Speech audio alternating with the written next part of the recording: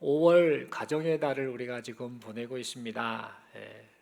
특별히 간절히 소망하는 것은 우리 가정 가운데에 하나님이 주신 은혜와 평강, 기쁨, 사랑이 충만해서 예수 믿는 우리 가정 참 행복합니다. 이 모든 것이 하나님의 은혜입니다라고 그렇게 간증하고 감사가 넘쳐나는 여러분들의 그 가정이 되기를 간절히 소망합니다. 그런 마음으로 우리가 또 5월 달을 보냅니다만 계속해서 또 인생을 살아갈 때에 서로 사랑하고 또 격려하고 또 그렇게 서로에게 힘을 주는 그런 인생들이 될 수 있기를 간절히 소망합니다. 서로에게 이렇게 인사하겠습니다. 행복한 가정 되세요. 이렇게 인사하겠습니다. 여러분, 오늘 저는 돕는 배필 맞습니까? 라는 제목 가지고 함께 하나님 말씀 받기를 원합니다. 말씀을 드렸던 것처럼 5월 가정의 달을 맞았지요. 그래서 계속해서 지난주 스승주일, 그 전주 계속해서 어버이주일 해왔는데, 오늘은 이 부부에 관한 말씀을 함께 좀 생각하고 받으면서 우리의 삶이 이런 가정 되면 좋겠다, 이런 부부로 살면 좋겠다라는 그런 소망이 가득한 시간이 되었으면 좋겠습니다. 이 중에 계신 분들 중에 결혼하신 분들 많이 계시죠. 또 그리고 아직 결혼하지 않은 청년들도 있고, 또 이런저런 이유로 지금 혼자 계신 분들도 계시지요. 이런 분들 모두가 각자의 상황은 좀 다릅니다만 하나님이 기뻐하시는 부부, 하나님이 기뻐하시는 가정이 되기를 소망하면서 이 말씀을 좀 받았으면 좋겠습니다. 그리고 우리의 자녀들, 아직 결혼하지 않은 자녀들, 그 자녀들을 생각하면서 다음에 우리 자녀들이 결혼을 해서 이런 부부로, 이런 가정으로 살았으면 좋겠다라는 그런 간절한 소망을 담아서 우리 함께 이 오늘 주실 하나님의 말씀을 감사함으로 또 사모함으로 받을 수 있기를 소망합니다.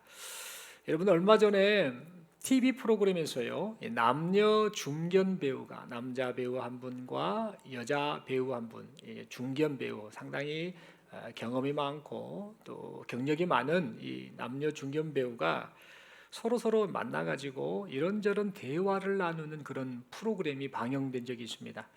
저는 그 내용을 보지는 못했고요. 인터넷 검색하다 보니까 그 두 분이 대화를 나눈 내용을 요약해서 어느 기자가 올린 글을 읽어보았습니다. 그 기사 내용에 의하면은요, 그 남자 배우, 나이가 지긋이든 그 남자 배우가 자기 인생을 이야기하다가 그 이야기하던 과정 중에 이런 이야기를 했습니다. 우리 아들, 둘째 아들 결혼식을 얼마 전에 했어요 라고 그 여자 배우에게 말을 하면서 이런 말을 합니다. 그 둘째 아들 결혼식을 할 때에 과거에 이혼을 했던 나의 전처가 이제 그곳에 참석했습니다 라는 이런 말을 했습니다. 그 남자 중견 배우는 그 여자 그 배우에게 이런 말을 합니다. 그 있었던 일을 회상하고 또 둘째 아들 결혼식에 관한 이야기를 하면서 자신의 그 마음 아픈, 가슴 아픈 그 이야기를 살짝 꺼냅니다.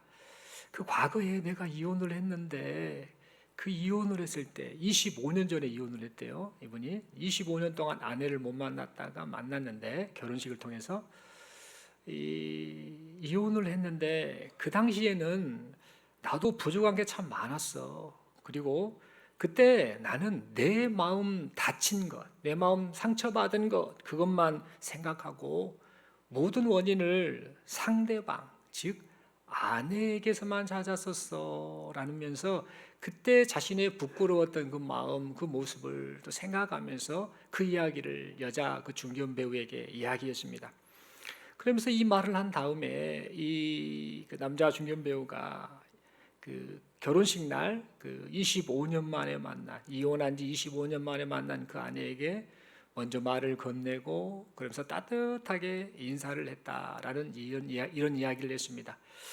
그러자 그 말을 듣고 있었던 이 여자 중견 배우가요, 대답하기를요, 잘했네. 아이들이 우리 때문에 힘들면 안 되지라고 이렇게 대답하며 대화를 이어갔습니다.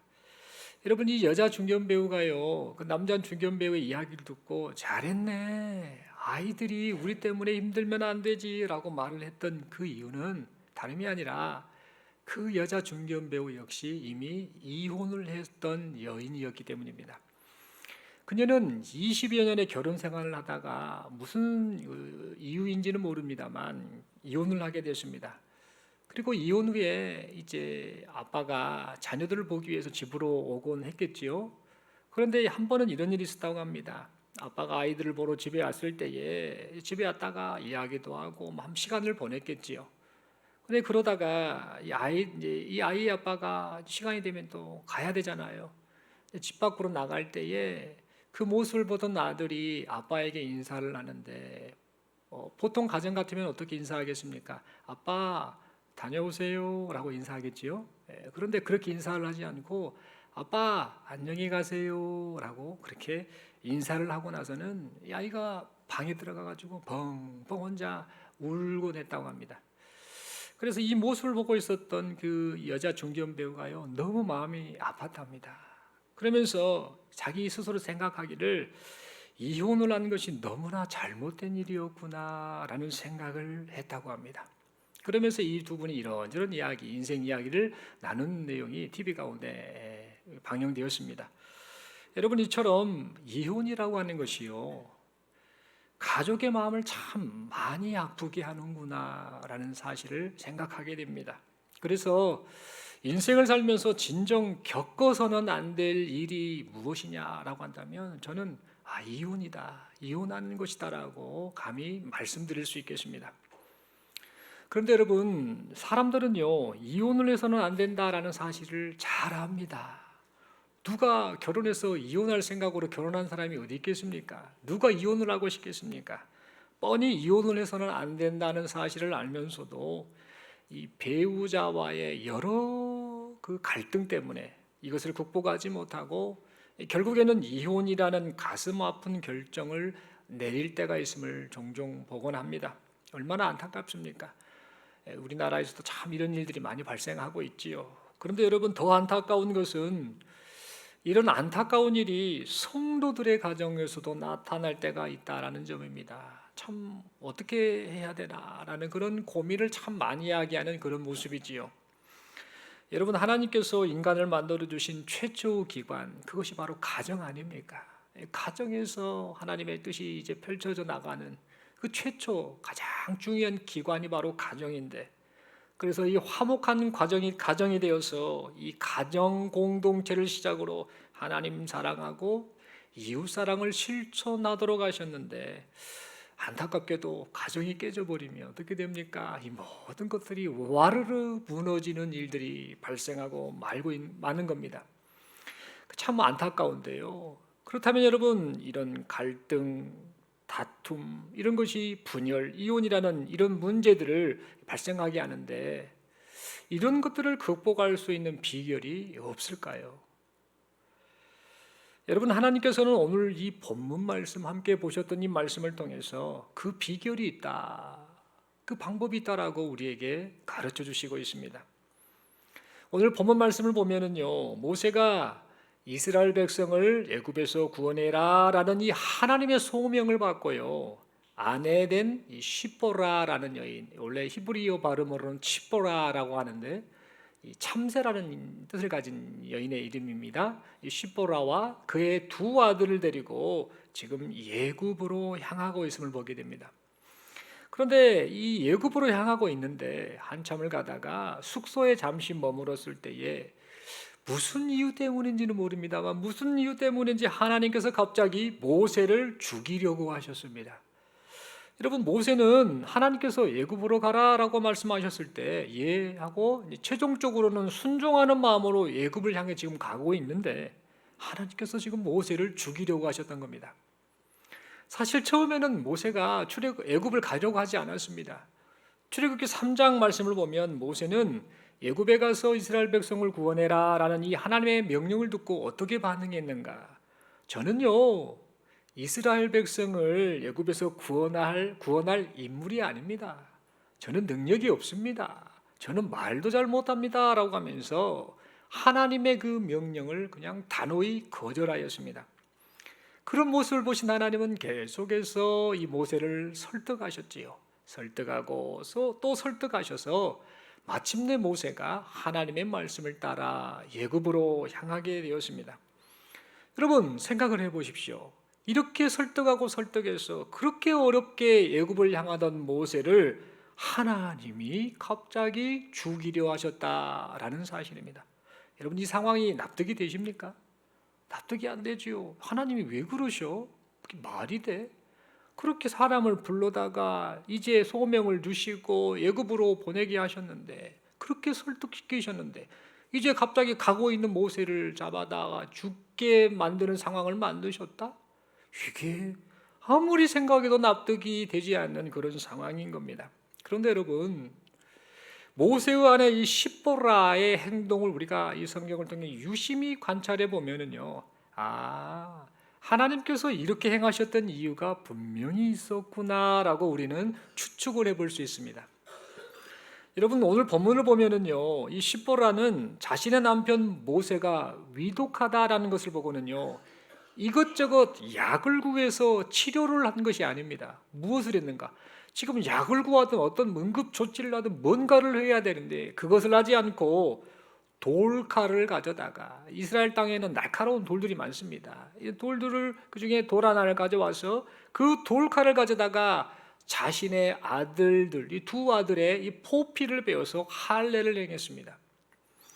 여러분 상식적으로 생각해 볼 때에 모세를 치료하는 일과는 전혀 상관없는 지금 행동을 그의 아내 십보라가 하고 있었던 겁니다. 게다가 이 십보라는 이렇게 아들의 포피를 베고는요, 아들의 포피를 모세의 발에 갖다 대면서 애매모호한 말까지 합니다. 모세, 당신은 참으로 내게 피난편입니다 라는 그런 말을 하게 됩니다. 참 이해가 안 되거든요. 하나님의 행동도 이해가 안 되고, 또 모세의 아내 십보라도 참 이상한 행동을 하고 있고 이상한 말까지 하게 됩니다. 그런데 놀라운 일이 발생합니다. 십보라의 행동을 보시고 또 십보라가 했던 이 말의 고백을 들으신 하나님께서 모세를 살려주셨던 것입니다. 여러분 우리는 이 내용을 살펴보면서 이 상황을 보니까 모세가 죽을 뻔한 일이 분명 모세의 아내 십보라와 연관이 있구나라는 사실을 생각하게 됩니다. 그렇다면 여러분, 도대체 하나님께서는 모세를 왜 죽이려고 하셨을까요? 애굽에 가서 이스라엘 백성을 구원해라라고 그렇게 설득하셨던 하나님께서 왜 갑자기 모세를 죽이려고 하셨을까요? 그리고 이 모세의 아내 십보라가 아들의 포피를 베고 모세를 향해 당신은 참으로 나의 피난편입니다 라고 말을 하자 하나님께서 모세를 살려주셨는데, 왜 그런 여인의 그 아내의 행동을 보고 그 고백을 듣고 모세를 살려주셨을까요?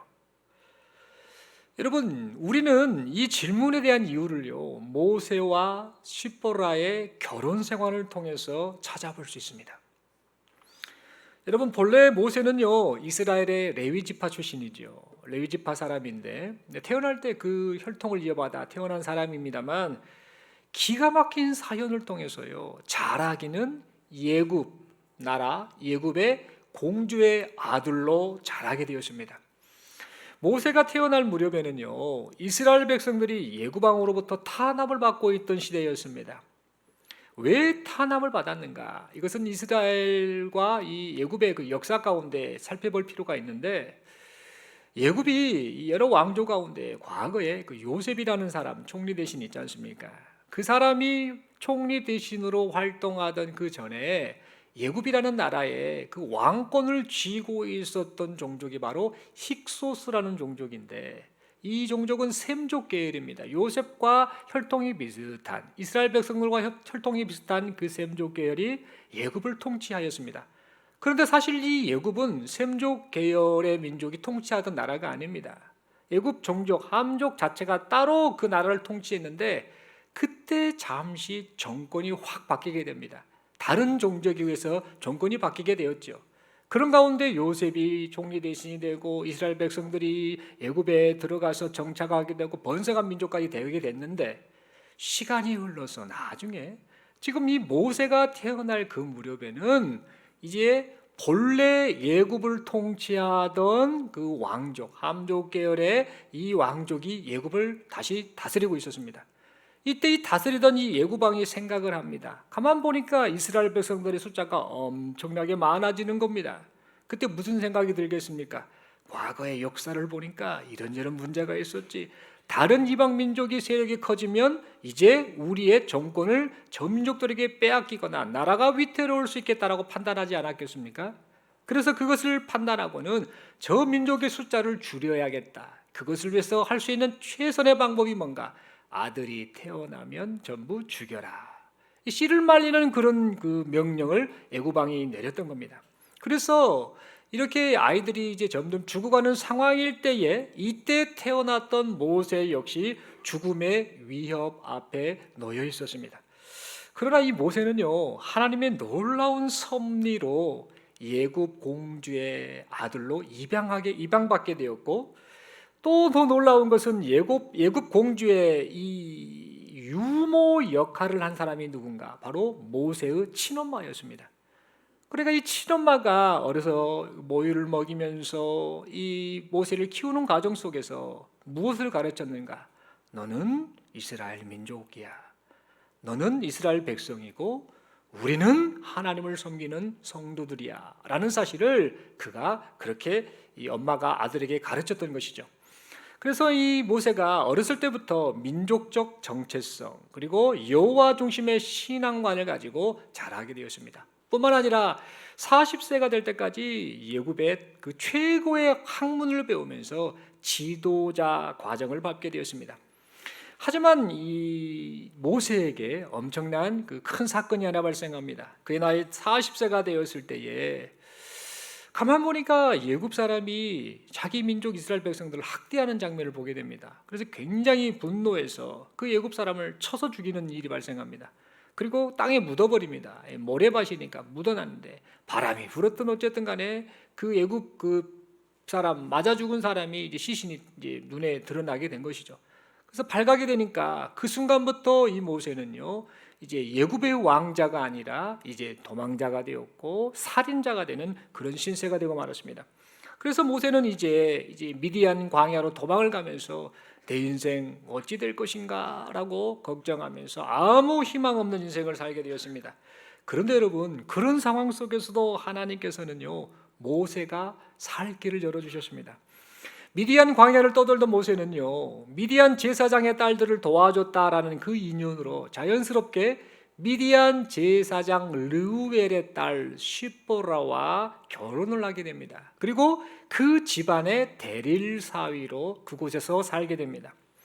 여러분 한번 생각해 보십시오. 미디안 광야에 떠돌이가 되었고 살인자로서 도망자로서 방황하던 그가 미디안 그 지역에 상당한 그 영향력을 끼쳤던 최고 지도자였던 미디안 제사장의 사위가 된다라는 것은 무엇을 의미하겠습니까? 이제 모세가 어느 정도 안전을 지킬 수 있겠다. 내 신변을 보호받을 수 있고 앞으로 살 수 있는 여러 가지 상황이 펼쳐지겠다라고 생각하지 않았겠습니까? 그래서 이 모세는 어쨌든 시보라와 결혼을 하면서 자연스럽게 그의 인생 시간을 보내게 됩니다. 그래서 모세는 이 시보라와 결혼을 하면서 결혼 생활이 행복할 것이다라고 그렇게 기대를 했겠지요.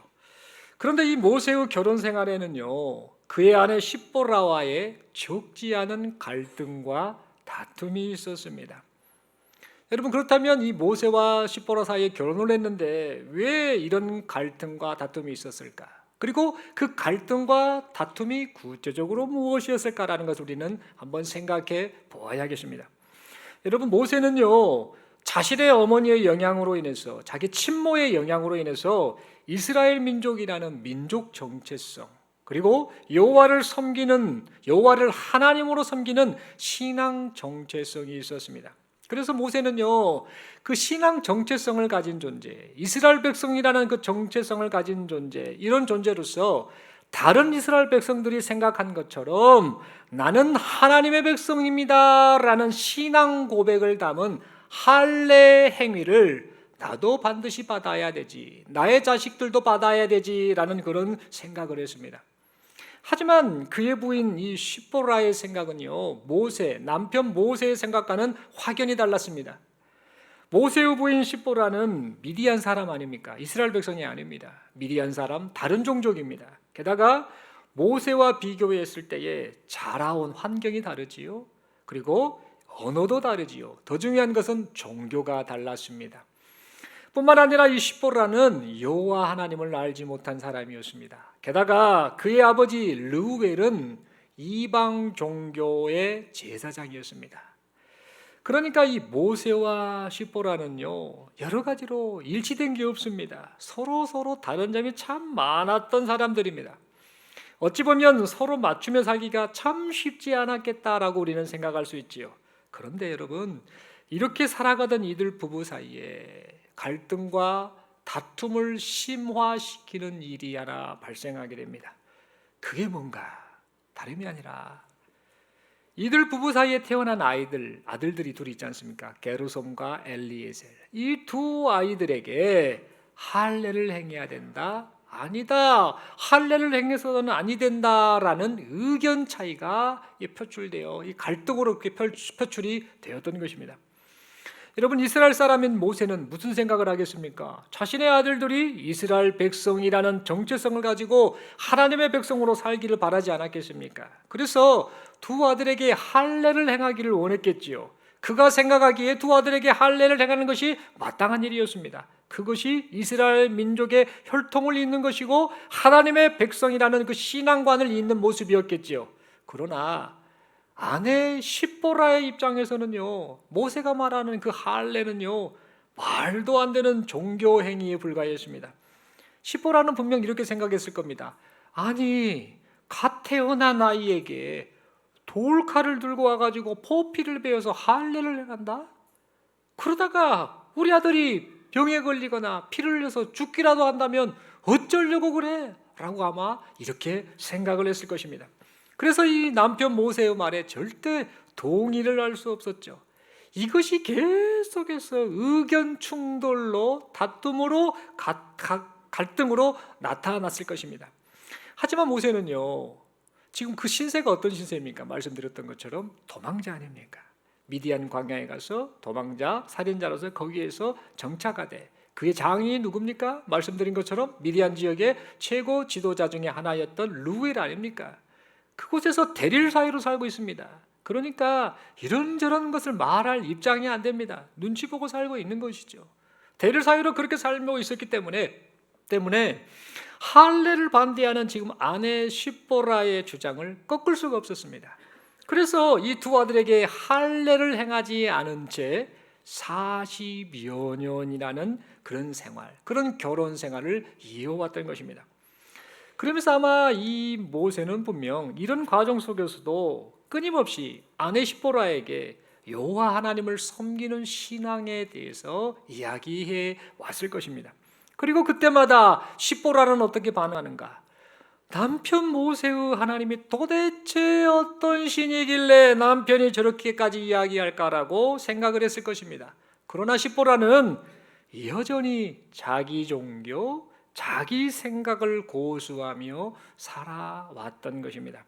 그래서 모세는요, 부부 사이에 해결되지 않는 신앙적 고민, 그리고 가정의 고민을 안고 그렇게 40년이라는 그런 결혼 생활을 하였습니다. 그런데 여러분, 어느 날 하나님께서 모세를 찾아오셨지요. 오늘 보면 앞부분 3장에 보면 하나님이 이 모세를 찾아오셨습니다. 그 가정의 상황, 모세의 형편, 또 이 모든 것을 보고 계신 하나님이 모세를 찾아오셨습니다. 그리고 모세를 통해 이스라엘 백성을 구원하실 것을 말씀하셨지요. 그리하여 마침내 모세는요, 이제 하나님의 그 설득으로 인해서 애굽 땅으로 향하게 되었습니다. 하지만 모세가 가족과 함께 하나님이 맡기신 이 큰 일을 행하기 위해서는 아내 십보라의 신앙적 동의와 협력이 필요했습니다. 그럼에도 불구하고 아직까지 십보라의 마음은 어떻습니까? 마음이 안 바뀝니다. 생각이 안 바뀝니다. 하나님에 대한 신앙도 없습니다. 이런 모습은 남편 모세와는 너무나 확연히 다른 모습이었습니다. 그래서 계속해서 갈등 속에서 그렇게 시간을 보내고 있었던 것이죠. 그런데 여러분, 이 모든 것을 하나님이 다 보고 계시고 알고 계셨습니다. 그래서 하나님께서는 가족과 함께 애굽 땅을 향해 가던 이 모세를요, 죽을 위험에 처하게 하셔서요, 그의 아내 십보라로 하여금 남편 모세를 통해 계속해서 들어왔던 그 하나님을 향해 두 손 두 발을 다 들고 항복하게 만드셨습니다. 그리하여서 십보라는요, 하나님 앞에서 내 고집을 꺾어야겠다. 내 남편의 그 하나님 앞에서 내 고집을 꺾어야겠다. 나와 내 아들들도 남편의 하나님을 믿는 신앙으로 살아야겠다. 나와 나의 아들들도 이스라엘 백성 공동체에 속해 살아야겠다라는 의미로 두 아들에게 할례를 행하면서 모세, 당신은 참으로 내 피남편입니다라고 고백을 했습니다. 여러분, 비록 십보라가 남편 모세를 향해 이 고백을 하고 있지만은요, 사실 이 고백은 누구를 향해 한 것입니까? 모세가 말해왔던 그 하나님을 향한 그녀의 신앙과 결단을 담은 그런 고백이었던 것입니다. 그래서 이 40년 동안 이어져 왔던 모세와 아내 십보라 사이에 있었던 커다란 갈등이 하나님으로 말미암아 해소되었습니다. 그리고 모세를 통해 이스라엘 백성을 구원하시려는 하나님의 그 뜻이 하나씩 하나씩 이루어져 가게 되었습니다. 사랑하는 성도 여러분, 우리는요 지금 모세와 십보라의 이 결혼 생활을 들여다보면서요, 이 세상에 문제없는 가정이 없네, 서로 완벽하게 맞는 부부도 없네 라는 사실을 확인하게 됩니다. 또 이 모세 부부를 통해 보았듯이 어느 가정이나 갈등이 있구나, 어느 부부에게나 어려움과 위기가 찾아올 수 있구나, 그래서 다툴 수도 있구나라는 사실을 확인하게 됩니다. 예수님을 믿지 않는 사람의 가정이든 예수님을 믿는 성도의 가정이든 생각의 차이, 성격의 차이로 얼마든지 갈등할 수 있고 다툴 수 있구나라는 사실을 생각하게 됩니다. 그러나 여러분, 우리가 이 안타까운 마음을 가지고 이 주의 깊게 생각해 보아야 할 중요한 사실이 있습니다. 예수 믿는 사람이나 안 믿는 사람이나 다 갈등이 있다대, 부부싸움도 한다대, 그래서 이혼도 하고 뭣도 하고 이렇다대, 뭐 다 인생이 그런 게 아니겠어? 라고 말을 할 수 있는데, 그래서 그것이 당연한 것처럼 여길 수 있는데, 성도인 우리는, 하나님 앞에서 사는 우리는요, 진짜 주의 깊게 이 상황, 우리 가정이나 여러 가지 펼쳐진 갈등, 다툼에 관한 이런 상황이 있을 때에 그 상황을 보며 주의 깊게 생각해야 할 중요한 사실이 있다는 사실입니다. 그것은 만약 신앙생활을 하는, 하나님을 섬기는 우리 가정 안에서 부부간의 갈등이 해소되지 않아서 갈등이 장기화되고, 잠시 있는 갈등이 아니라 장기화되고 갈등이 다툼과 분열로 나타나기까지 한다고 한다면 그 근본적인 이유가 무엇인지를 우리는 바르게 볼 줄 알아야 한다는 겁니다. 그냥 뭐 성격이 안 맞아서 그래요, 뭐가 있어서 그래요, 그게 아니라 진짜 근본적인 이유가 무엇인지를 바르게 볼 줄 아는 그런 시각을 우리가 가져야 한다는 겁니다. 여러분, 여러분이 생각하시기에 만약 신앙생활을 하는 우리 가정 안에, 특별히 부부 사이에 갈등이 장기적으로 해소되지 않고 있다고 한다면 여러분은 그 근본적인 이유가 무엇이라고 생각을 하십니까?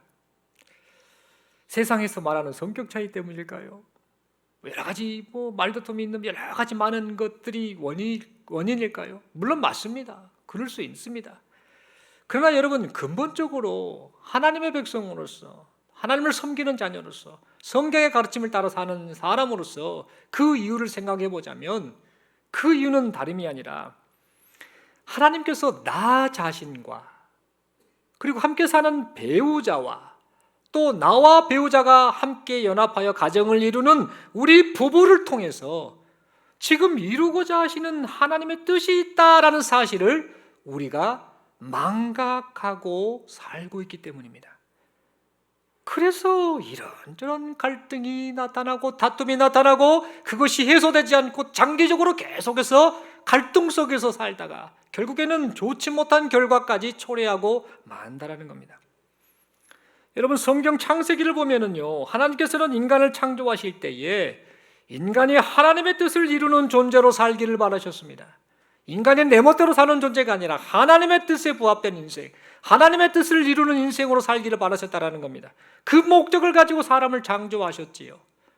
또한 주인 되신 하나님의 청지기로서 하나님의 뜻을 따라 자연 만물을 다스리며 하나님의 영광을 반사하는 삶을 살기를 바라셨습니다. 그리고 사람이 이런 인생을 잘 살아갈 수 있도록 해주시기 위해서 서로를 돕는 배필로 배우자를 붙여주셨습니다. 그래서 우리 모두가 자신과 배우자와 부부를 통해 이루실 하나님의 뜻을 생각하며 살아가기를 하나님께서는 원하셨습니다. 그런데 여러분, 이와 같은 하나님의 이 뜻은요, 오늘을 살고 있는 여기 모인 우리 모두에게도 동일하다라는 사실입니다. 하나님께서는 지금도 여기 모인 우리 각자의 인생을 향한 계획을 가지고 계십니다. 그냥 사는 게 아닙니다. 각자에게 하나님의 중요한 계획이 있으시다라는 겁니다. 또한 우리 개인이 속한 가정을 통해서 이루고자 하시는 하나님의 계획도 있으시다라는 사실입니다. 그래서 이 뜻을 이루시기 위해서요, 서로 다른 사람이 부부로 만나서 가정을 이루게 하셨습니다. 부부로 만나 서로에게 돕는 배필이 되게 하셨습니다. 그러므로 우리는 지금 함께하는 배우자를요, 내가 우연히 어쩌다가 만났어 라고 생각할 것이 아니고 놀라우신 하나님의 섭리 가운데 만났다라는 사실을 잊지 말아야 합니다. 때때로 배우자가 나와 성격이 맞지 않고 나와 배우자가 성격이 맞지 않고 또 생각이 맞지 않아서 갈등과 다툼이 있다 할지라도 그 상황 속에서 하나님께서 원하시는 뜻이 무엇인지를 깊이 있게 먼저 생각하는 우리가 되어야 합니다. 여러분, 혹시 배우자가 불신 남편이거나 예수님을 믿지 않는 남편이거나 또는 예수님을 믿지 않는 아내이거나 라고 한다면 그를 위해서 기도해야 합니다. 그리고 그에게 하나님의 사랑을 전해줘야 합니다. 더 나아가서 진짜 중요한 것은요, 하나님이 일하실 것을 믿고 그를 기다려줄 줄 알아야 합니다. 여러분, 한번 생각을 해보십시오. 자기 안에 이 십보라와 신앙관이 달랐던 모세의 마음이 얼마나 힘이 들었겠습니까? 1년도 아니고 10년도 아니고 40년입니다. 이 할례 문제가 아무것도 아닌 것 같은데 이 할례는 곧 이 신앙의 엄청난 갈등입니다. 엄청난 충돌입니다. 이 문제로 40년이라는 이 세월을 보냈습니다. 여러분, 40년이 참 짧은 세월입니까? 아닙니다. 어마어마한 긴 세월 아닙니까? 그러나 이 모세는요, 40년이라는 기간 동안에 때때로 갈등하기도 하고 다투기도 했으나 인내하고 또 인내했음을 보게 됩니다. 아내 십보라에게 여호와 하나님에 관한 이야기를 계속해서 그는 해왔을 것입니다. 그렇게 인내의 시간을 보냈을 것입니다. 반면에 아내 십보라의 입장에서는요, 남편이 계속 말도 안 되는 소리를 하는 겁니다. 저 말도 안 되는 소리를 계속하네. 무슨 할래? 그거 왜 안 했다고 저 난리야 라고 하면서 그렇게 불평불만의 마음을 가졌을 것입니다. 그래서 남편의 말이 자기 생각에 맞지 않다라고 생각하며 계속해서 그의 고집을 꺾지 않았을 것입니다. 그런데 여러분, 하나님이 다 알고 계셨다니까요. 살아계신 하나님이 다 보셨다니까요. 하나님이 정하신 그때에 일하셨다니까요. 하나님께서 그녀의 남편 모세를 죽을 위험에 처하게 하시는 이 방법, 참 납득되지 않은 그 방법으로 그녀의 불신앙과 그녀의 고집을 한 방에 꺾어 버리셨음을 보게 됩니다. 그리고 남편 모세의 말이 옳았구나. 남편이 섬기는 그 하나님이 진짜 하나님이시구나. 신중의 신이시구나. 그래, 아들들에게 할례를 해겠어야 하는구나 라고 깨닫게 하시고 모세가 아니라 십보라가 직접 나서서 아들들에게 할례를 행하도록 하셨다라는 사실입니다. 기가 막힌 반전입니다. 절대 안 된다라고 고집했던 그 고집불통의 십보라가 자기가 직접 나서서 아들들에게 할례를 행했다라는 사실입니다. 여러분, 그러므로 여기 모인 우리 모두는요, 지금 나와 배우자와 또 우리 부부를 통해 이루고자 하신 뜻이 무엇인지를 늘 생각하되, 하나님이 무엇을 원하실까라는 그 뜻을 생각하되, 혹시 배우자와의 생각과 신앙 차이로 갈등이 있다라고 한다면요, 모세와 십보라 사이에서 일하신 하나님, 때가 되면 하나님이 변화시키시고 은혜 베푸신 그 하나님이 지금도 일하고 계신다라는 사실을 믿고 배우자를 위해서 기도하고 그에게 하나님의 사랑을 전하고 그를 기다려 줄 알아야겠습니다. 또한 혹시 지금 우리의 모습이 고집스러운 십보라의 모습이지는 않는지 우리 자신을 돌아봐야겠습니다. 여러분, 이 십보라는요, 지금 자기 종교, 자기 생각을 가지고요, 자기 고집을 가지고 자기 생각이 옳다라고 생각했습니다. 그래서 남편 이 모세의 말을 반대하면서요, 모세의 마음을 참 많이 아프게 했습니다. 여러분, 근데 중요한 것은 이 모세의 마음을 아프게 하는 이 모습을 하나님이 보고 계신 것이죠. 하나님께서 참 이 모습을 보고 참 한심스럽게 생각하셨겠지요. 여러분, 이처럼 하나님께서는 지금 이 부부된 여러분, 우리를 통해서요, 뜻을 이루고자 하시는데, 그리고 나뿐만 아니라 배우자를 통해 뜻을 이루고자 하시는데, 그 하나님의 뜻을 거역하게 하는 장본인이 혹시 나 자신이라고 한다면, 내가 십보라와 같은 그런 행동을 하고 있다라고 한다면 이를 어쩌면 좋겠나라는 두려운 마음을 가져야겠습니다. 만약 우리가 이런 모습이라고 한다면 얼마나 안타깝습니까? 얼마나 부끄럽습니까? 그러므로 우리는요, 지금 우리 자신을 가만히 한번 돌아봐야 합니다. 내가 고집불통인 이 모습이 혹시 하나님을 알지 못하는 십보라의 그 고집을 닮진 않았는가? 나는 하나님을 섬긴다 하고 하나님 뜻대로 산다고 하는데 내 고집이 오히려 불신자 십보라의 행동 같은 그런 행동을 보이고 있지는 않았는가? 라는 사실을 생각해 보아야겠다는 겁니다.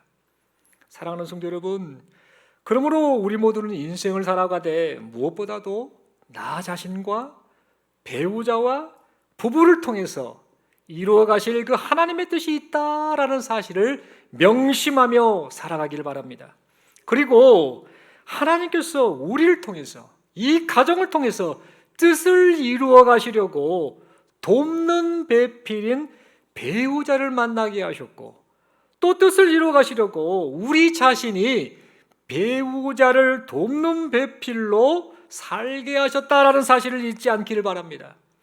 또한 하나님께서는 배우자가 나를 돕기를 바라기보다 하나님께서는 내가 배우자를 위해서 어떻게 돕기를 원하실까라는 사실을 생각하면서 배우자를 위해서 서로 기도하고 격려하는 우리 모두가 될 수 있기를 간절히 소망합니다.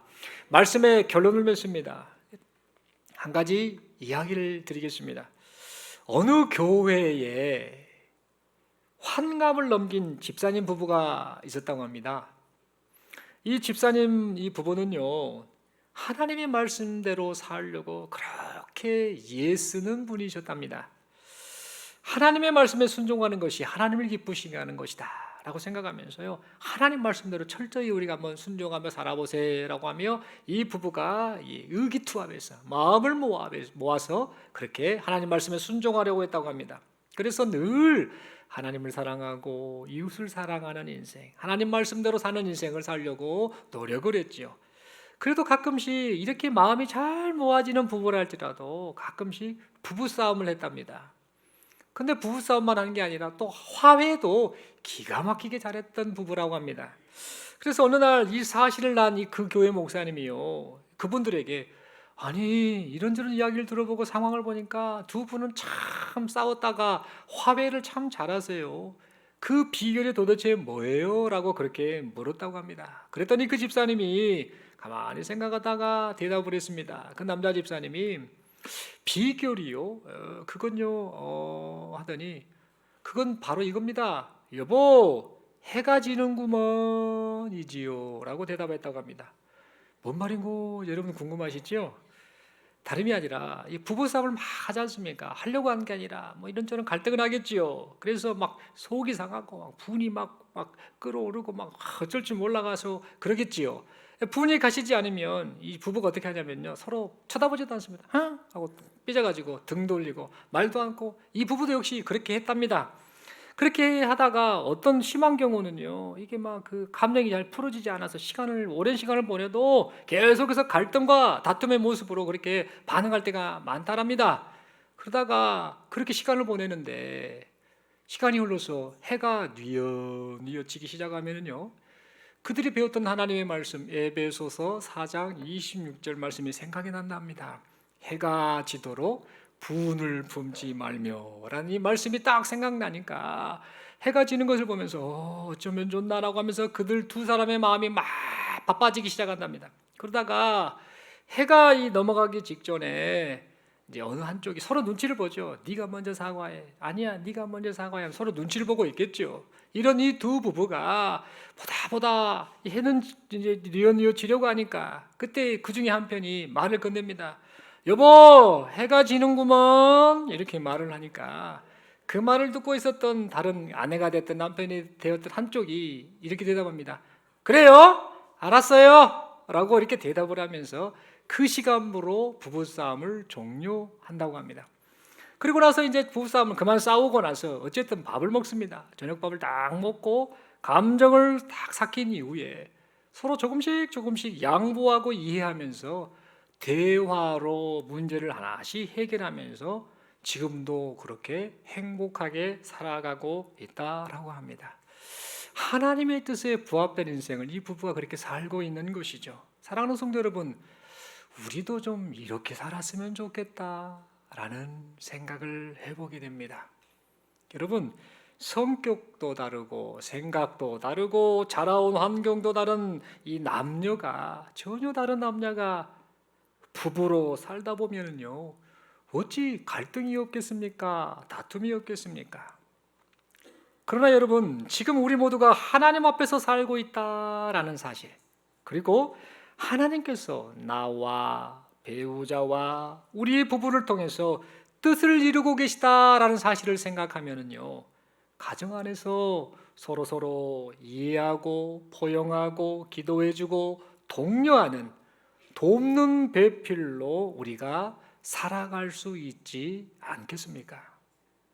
사랑하는 성도 여러분, 그러므로 뜻을 이루어 가시는 하나님께서 배우자를 만나게 하셨고 가정을 이루게 하셨다라는 사실을 생각하면서 서로에게 돕는 배필이 되어주는 그런 복된 가정이 될 수 있기를 간절히 소망합니다. 우리의 자녀들도요, 결혼을 안 했다 할지라도 이제 앞으로 결혼을 해갈 때 그런 돕는 배필로 살았으면 좋겠다. 하나님의 뜻을 생각하고 하나님의 말씀을 따라 그렇게 서로 돕는 배필로 하나님이 주신 행복을 누리는 그런 가정이 되었으면 좋겠다라는 마음을 가지고 우리 어른된 모든 분들, 자녀들 위해서 격려하고 또 가르치고 그렇게 기도하면서, 그래야 해서 우리 모든 중동교회 교회 공동체 가운데 있는 성도들의 삶이, 가정이 행복한 가정이 될 수 있기를 간절히 소망합니다. 그래야 해서 우리 자신과 우리 가정을 통해서 세상을 향하신 하나님의 뜻이 이루어지고, 또 그래서 그 모든 하나님의 영광이 이 세상 가운데 나타날 수 있기를 간절히 소망합니다. 우리 마지막으로 서로에게 이렇게 인사하겠습니다. 다시 한번 축복하는 마음으로 인사하겠습니다. 행복한 가정 되세요. 한 번 더 인사합니다. 돕는 배필로 삽시다. 마지막으로 한 번 더 인사하겠습니다. 하나님께서 우리를 통해 뜻을 이루어가고 계십니다. 여러분, 하나님은요, 우리 다 아시죠? 우리 가정 다 아시고 부부 사이 다 아시고 싸운 지 다 아셔요. 하나님 다 알고 계셔요. 안 싸울 수 없어요, 살다 보면. 근데 그 해결책을 세상 방식으로 찾지 말고 하나님과의 관계 속에서 먼저 찾았으면 좋겠습니다. 세상하고 똑같이 그렇게 부부간에 갈등하고 싸우고 장기화되고, 그게 어찌 세상 사람들 보기 예수 믿는 사람들의 모습이겠습니까? 세상하고 좀 달라야지 않겠습니까? 내가 진짜 하나님을 사랑하고 경외한다고 한다면 하나님이 기뻐하시는 모습으로 변해가는 것이 성도의 마땅한 모습 아니겠습니까? 이것을 단순히 내 인생만 생각하지 말고 가정을 통해 하나님이 뭔가 뜻을 이루고자 하신다. 그리고 이 모습을 자녀들이 그대로 보고 배우고 있다. 나는 정말 하나님 보시기에 하나님의 뜻을 이루는 막중한 책임을 가지고 지금 내 인생을 살고 있고 가정생활을 하고 있고 부부로 만나 자녀를 양육하고 있다는 사실을 생각하면서 먼저 하나님 앞에서 내 모습을 돌아보고 혹시 내가 품고 있는 내가 버리지 못한 고집 때문에 갈등과 다툼이 유발된다든지 배우자가 힘들어한다든지 자녀가 힘들어한다든지 그것을 보고 있는 부모님들까지 힘들어한다고 한다면 그것을 과감하게 내려놓고 변화되는 우리 모두가 될 수 있기를 간절히 소망합니다. 하나님이 40년 동안 안 고쳤던 시보라의 고집을 한 방에 꺾으셨을 봅니다. 결국은 하나님이 바꾸시더라는 겁니다. 그런 과정을 우리가 겪고 있는데 다시 한번 행복한 가정을 소망하며 무엇보다도 하나님 중심으로 하나님 안에서 사랑하고 격려하는 그런 가정 되기를 소망하며 먼저 내 자신의 마음, 내 생각을 바꾸고 변화받는 여기 모인 우리 모두가 될 수 있기를 간절히 소망합니다. 기도드리겠습니다. 하나님 아버지 말씀 받았습니다. 말씀을 따라서 하나님 앞에 돕는 배필로서 역할을 잘 감당하는 우리 모두 되게 하옵소서. 나를 향한 하나님의 뜻이 있고 배우자를 향한 뜻이 있고 가정을 향한 뜻이 있고 결국에는 하나님의 뜻을 이루신다라는 사실을 생각하며 혹여라도 그 하나님의 뜻을 이루는 일에 내가 걸림돌이 되는 장본인이 되고 있지는 않는가 돌아보고 하나님 앞에 고집을 내려놓고 이제는 하나님의 뜻대로 사랑하고 격려하고 또 위로하고 또 포용하는 일에 또 그렇게 하나님의 뜻을 따라 살아가는 일에 힘쓰는 우리 모두가 되게 하여 주시옵소서. 그렇게 살게 하심을 믿고 감사드리며 예수님 이름으로 기도드리옵나이다. 아멘.